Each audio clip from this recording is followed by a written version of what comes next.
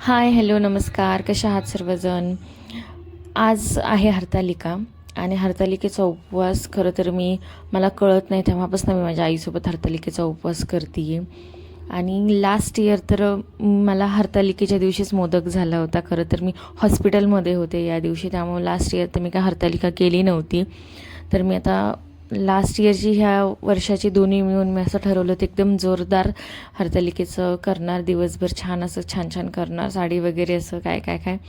आणि मोदक बघा इथे कसा बघतोय, मोदकच नाही तर ये दोनों चुन्नू मुन्नू भाई देख रहे हे टी व्ही.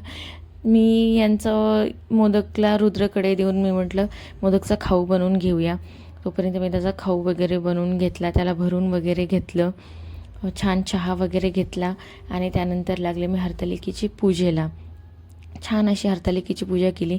दरवर्षी मी खरं तर वाळूचाच महादेव बनवत असते, पण काय होतं वाळूही छान मिळत नाही, त्यातून खूप वास वगैरे येतो. मग मी ह्यावेळेस मूर्त्याच आणल्या होत्या. मी फर्स्ट टाईम आहे की अशा मूर्त्या ठेवून पूजा करत होते, पण छान वाटत होतं.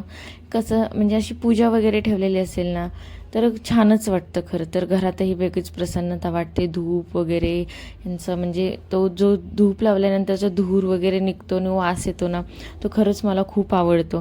त्याने वेगळंच एक फिलिंग येते, खूप छान असं वातावरण प्रसन्न वाटतं नाही का? तुम्हाला काय वाटतं मला नक्की सांगा. त्यानंतर माझा उपवास होता तर मी इथे खिचडी बनवली आणि या तिघांसाठी मी लावला होता डाळ भाताचा कुकर. आणि छान असं मग आम्ही जेवण केलं, मी फराळ केली. छान असं मला म्हणजे सर्वांनाच खिचडी आवडतेच नाही का?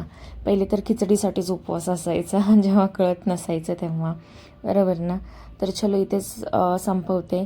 तुम्ही पण सबस्क्राईब केल्याशिवाय जाऊ नका. चलो बाय.